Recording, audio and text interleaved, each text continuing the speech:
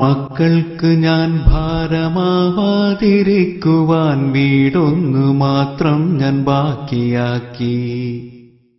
ഈയിടെ ഇവിടെയും യോഗം നടക്കുന്നു, ചർച്ചകൾ പലതും നടന്നിടുന്നു.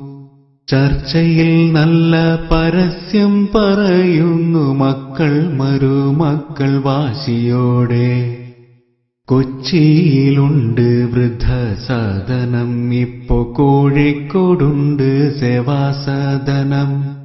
കാര്യമെനിക്ക് മനസ്സിലായി, എന്റെ വീടിനുമിന്നവർ നോട്ടമിട്ടു.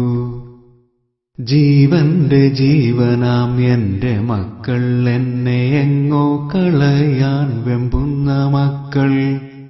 തളർച്ചയോടൊന്നു ഞാൻ ചാരിക്കിടക്കവേ ചാരുകസേരയ്ക്കും മുറുമുറുപ്പ്. അറിയാതെ ഓർത്തു ഞാൻ പുറകിൽ ഉപേക്ഷിച്ച യൗവന ജീവിത കാലത്തെയും. അവളൊത്തു കഴിയേണ്ടൻ യൗവന ജീവിതം മരുഭൂമിയിൽ ഞാനും നഷ്ടമാക്കി. പരിഭവ ദുഃഖ പരിദേവനങ്ങളും പലതും പറഞ്ഞു കരഞ്ഞവളും. ഇതൊക്കെയും നമ്മുടെ മക്കൾക്കു വേണ്ടിയാണ്, ആശ്വസിപ്പിച്ചു പറഞ്ഞു ഞാനും. എന്നെ സ്നേഹിച്ചവൾ, എല്ലാം സഹിച്ചവൾ, എന്നെ തനിച്ചാക്കി യാത്രയായി. സ്വർഗത്തിൽ നിന്നെന്നെ അവള് വിളിക്കുന്നു, മക്കളിൽ ഇവിടെ ഇങ്ങോട്ടു പോരൂ.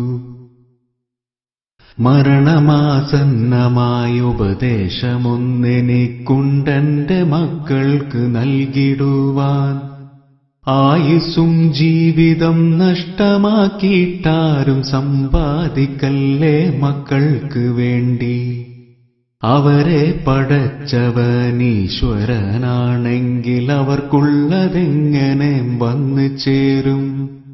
മക്കളെ നോക്കേണ്ടെന്നർത്ഥമില്ല, അതിനായി കളയേണ്ട ജീവിതം എന്ന് സാരം.